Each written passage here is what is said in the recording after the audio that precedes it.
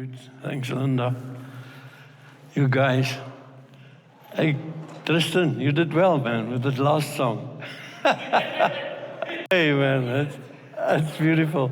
We are family, eh? We can be ourselves, eh? This is not a performance. It's praise to God, eh? Let us pray. Father, thank you for your beautiful presence here. Thank you, Father. We love you.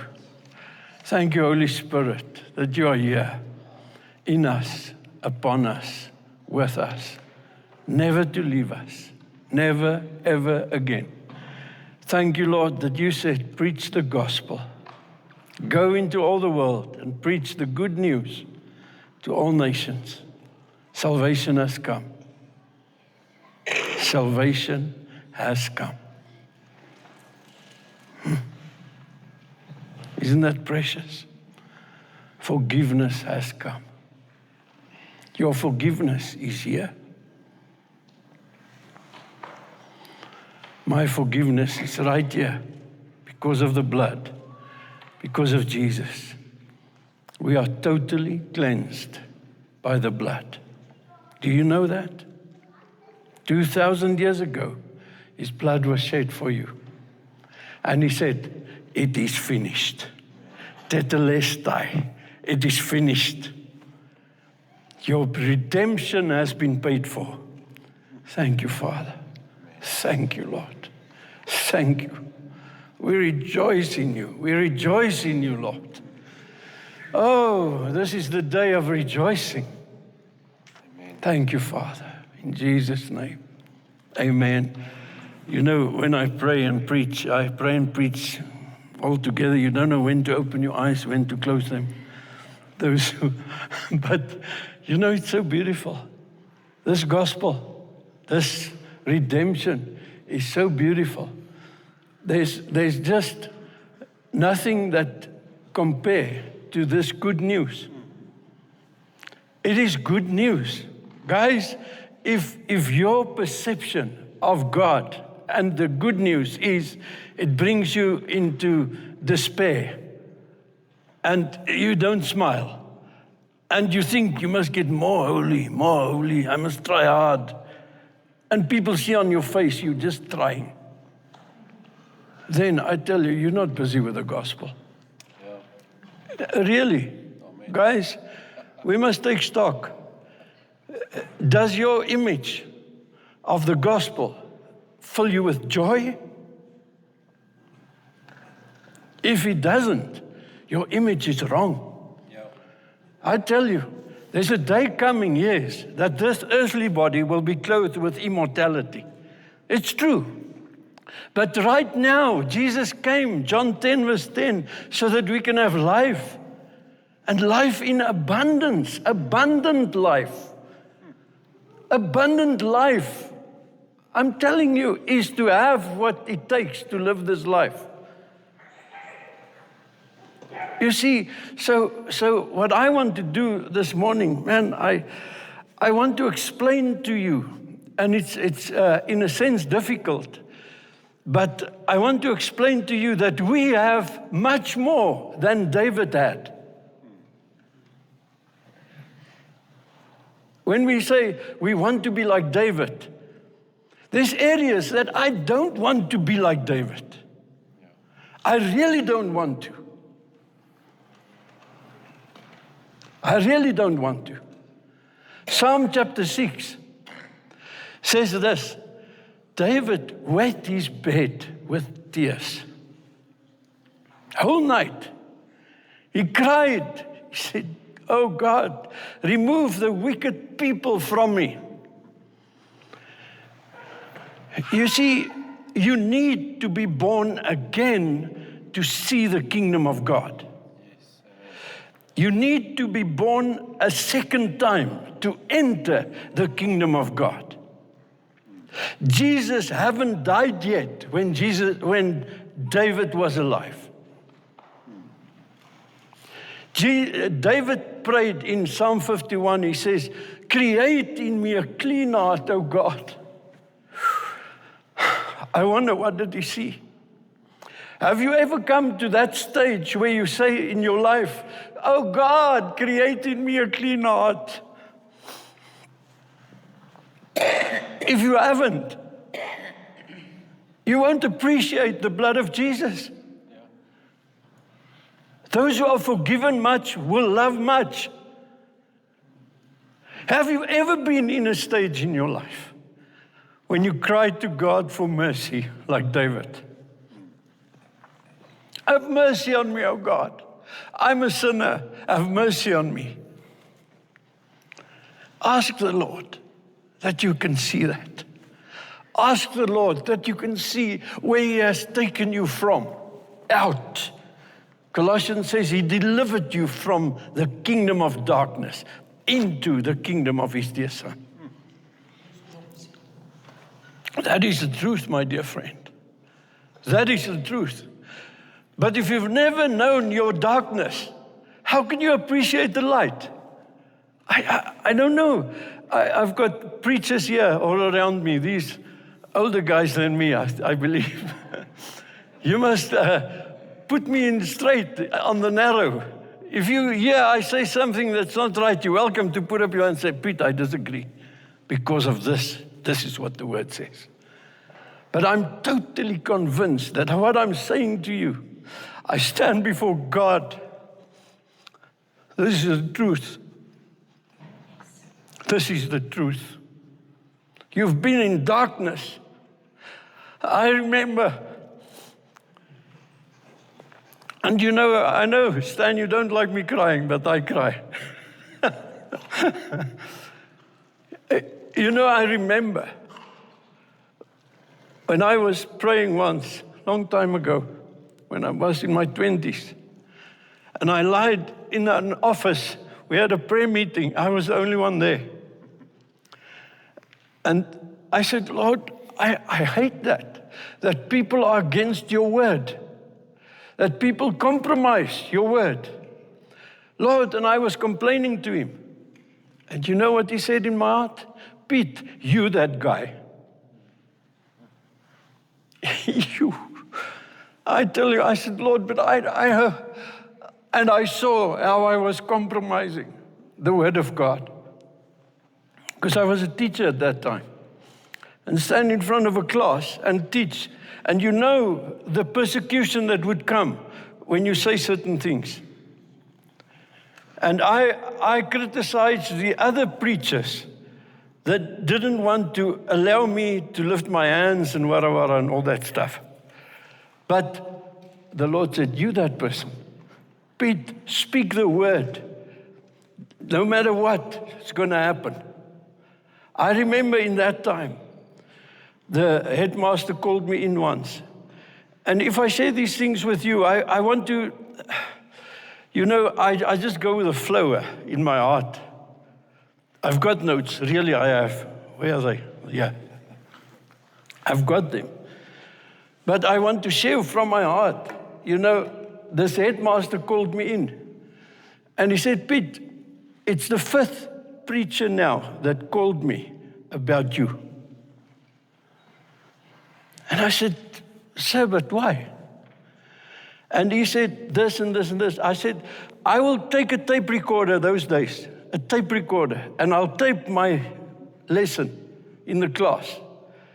And then let them hear it. And at that moment, a preacher called. He said, Pete, he said to the preacher, he said, yes, it's right here in front of me now. And I said, sir, let him come and talk here. And he said, come. He said, you can come and speak here. He's here right now. So the preacher said, no. He's from another congregation. He didn't want to come. And I was upset. I walked out on the rugby field. And I said, Lord, why? I want to preach Jesus to the people. I tell the kids you can go to heaven. I tell them how. I tell them you can believe in Jesus and go to heaven. I tell them that the gifts of the Holy Spirit is for today. You can be baptized with the Holy Spirit today with power. And the Lord said, Pete, did you think you'll preach my word without persecution? Did you think that? And this morning I want to say to you that it's a lovely privilege to be in a congregation like this. I know this man a little bit. And he wants to do what the word says. If I hold this word up and say, Johnny, but here it says this. Johnny and me will agree. Let's bow to the word. That's the truth.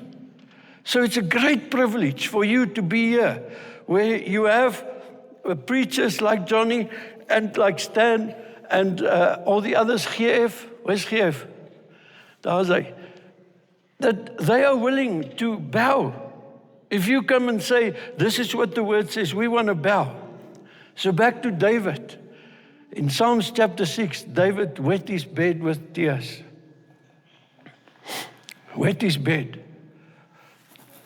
Now I want to show you a scripture in Hebrews chapter 11.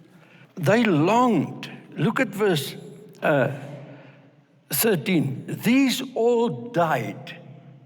That's Abraham, Noah, and so forth.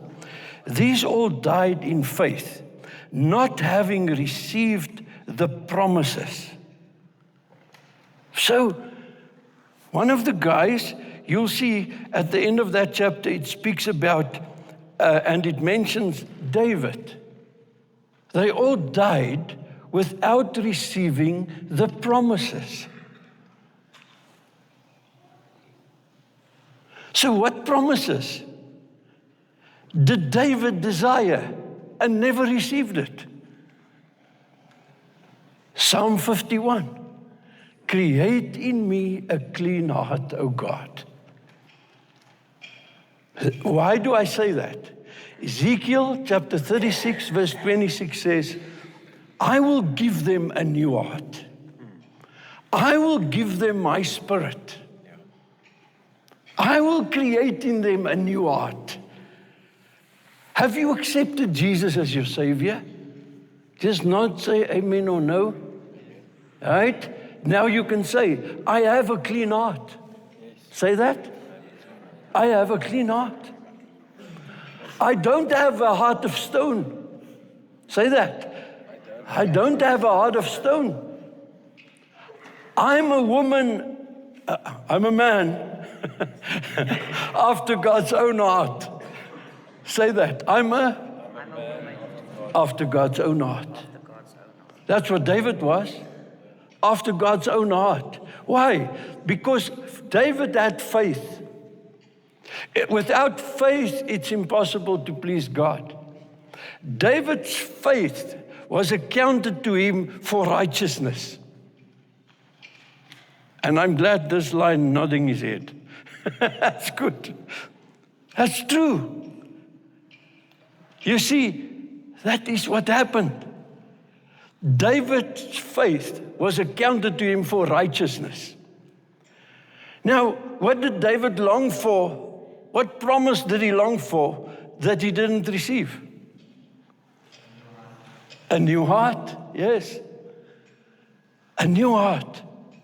Romans 7 says, wretched man that I am, who will deliver me from this body of death? Then the next verse, verse 25, I thank God through Jesus Christ, my Lord. Now Romans 8. We've done this whole Romans thing. Romans 8. There's therefore now no condemnation for those who are in Christ. And I know in italics, the next part says, for those who don't walk after the flesh, but after the Spirit. But it's not, it's added. There's no condemnation for you. Why? Because of the blood. Because you have a new heart.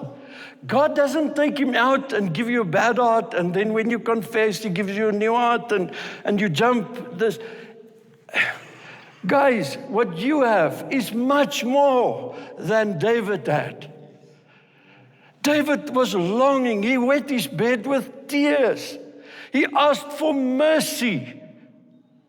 Every letter that Paul wrote, he says, grace and peace to you, mercy from God, our Father, and Jesus Christ by the Holy Spirit.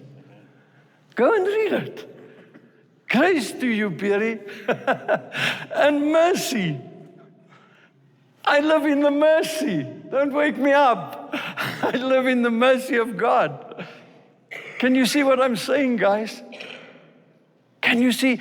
Have you tasted and seen that the Lord is good? Or have you forgotten? Did you forget that your sins has been washed away? You know that David's sins wasn't washed away? You say, no.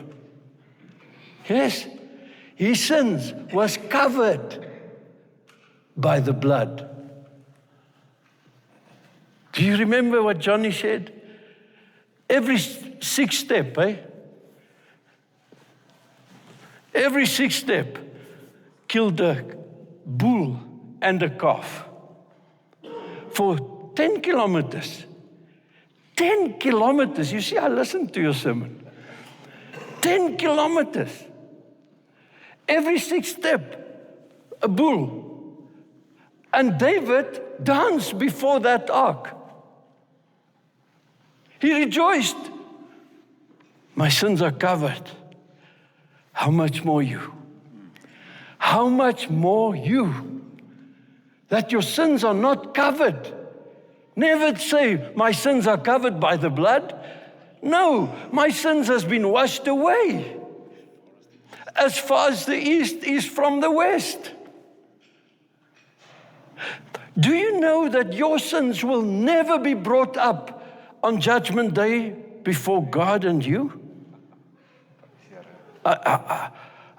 I'm killing a holy cow.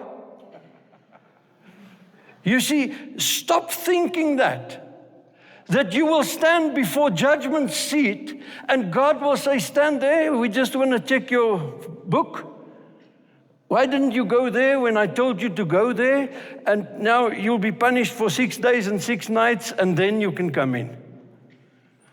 Stupid. A lot of nonsense. You see, you will stand like 1 John chapter 4. As he is, so am I in this world. We've come to know the love of God towards us. 1 John 4. We've come to know it.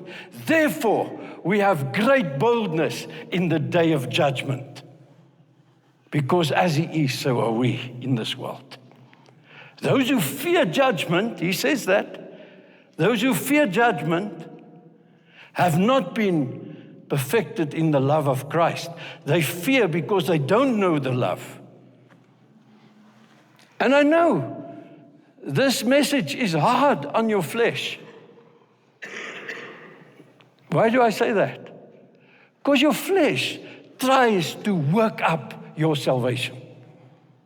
Your flesh tries to, I must fast, then I can be saved. I must go to church every Sunday, otherwise God will be angry with me. And you want that pat on the back. Oh, you're so good, man. Thanks, you in church, eh? That's good, man. You're such a beautiful pastor. You read your Bible every day. Hey, I'm a man.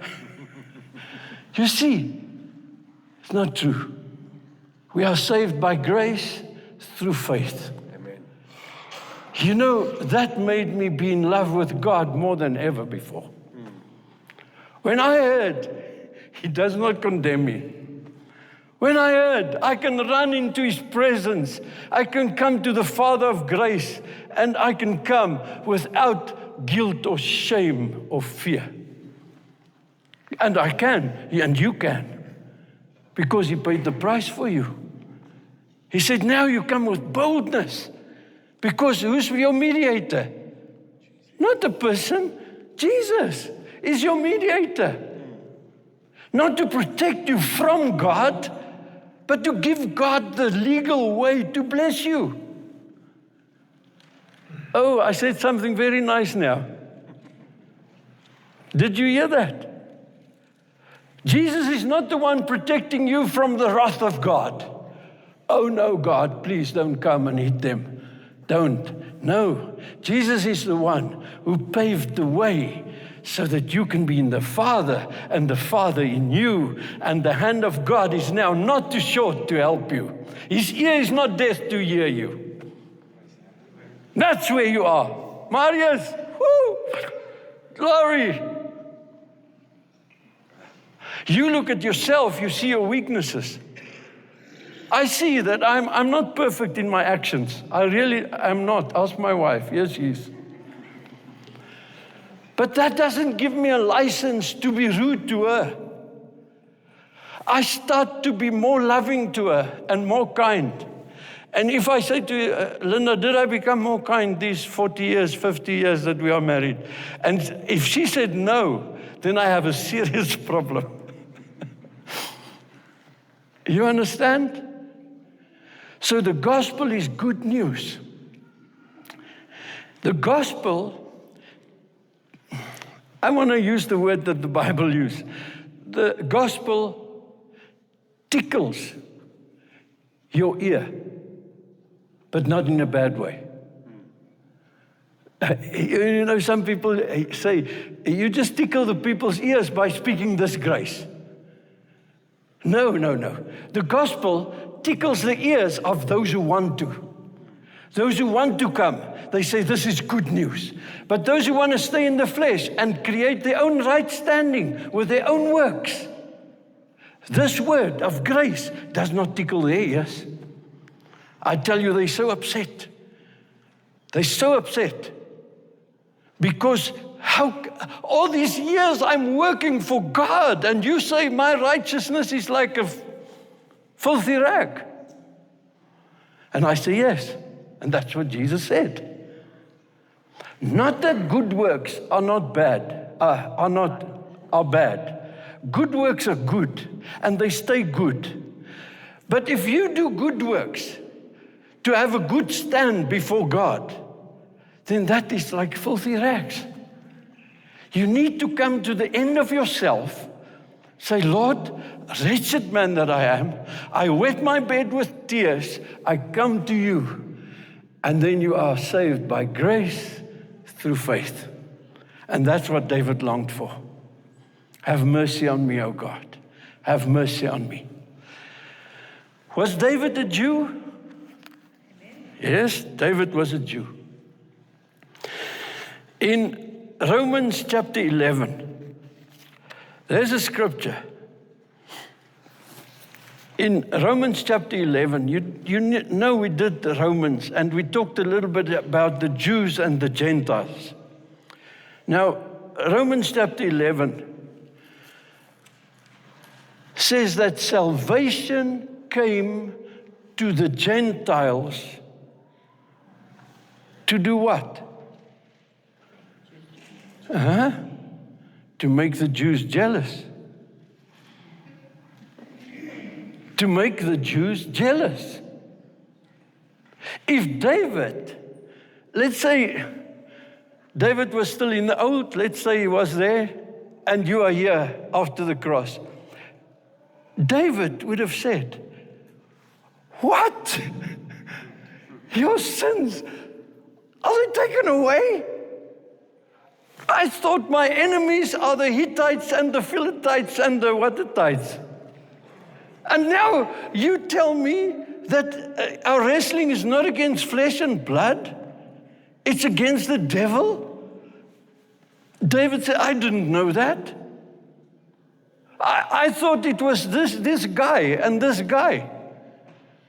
But now, and how do you do that? And we would say, in the name of Jesus, we are perfected in the beloved. Praise God.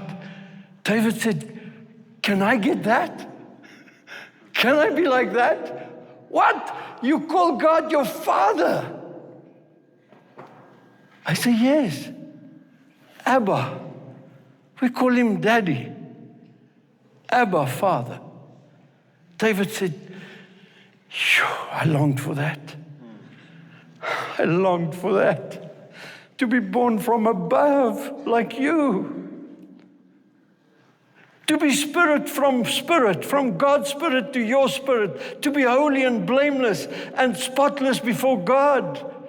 How did you get that?" And you say, "Through grace." Oh, I'm the weakest of all the saints, but I got it by grace. And then you just say, "Yes, Lord." And David said, "Can I come in?" And you said, "David, look at the blood. You prophesied about it. Look at your Psalms. You said, I'm thirsty. And yet Jesus died. He said, I'm thirsty. David, it's what you prophesied. This is him." And I think David would fall down on his face and say, "Thank you, Lord. Thank you, my God, thank you." Can we do that this morning? Can we? I think we all stand before God and give thanks. Let's stand. I'm going to lead you in a prayer. Let's all stand. I'm going to pray some things. If you feel convicted that you want to pray the same thing, you can. But before I pray, I want to give those an opportunity. You've come to the end of yourself. You see yourself as a sinful person. I want you to come to Jesus and say, "Jesus, I accept today the price you paid." Will you do that? Just where you are, say, "Jesus, I come just like I am. And I accept you, Jesus, as my Savior today. I accept the blood. Thank you, Jesus." Now, if you're a Christian now, let's pray and say, "Father, my Father. Father, my Father. I sit on your lap. I'm in you, and you are in me. I'm one spirit with you. Thank you, Father. Jesus, my brother, thank you for paying the price that I can be blameless and spotless before you. Your Father, my Father. Thank you, Jesus. Holy Spirit, thank you that you never leave me nor forsake me because of the price that was paid. Holy Spirit, thank you. Thank you, Holy Spirit. I wonder if we can sing off by heart. Then sings my soul, my Savior God, to thee. How great thou art, how great thou art. Then sings my soul, my Savior God, to thee. How great thou art, how great thou art. Sure. That's so beautiful. May you experience this presence of God where you go now, in your sit and your stand and you're laying down. Lay down in the arms of the one who cares for you. Just enjoy him. And then you'll see your works will start to line up with that great salvation. God bless you.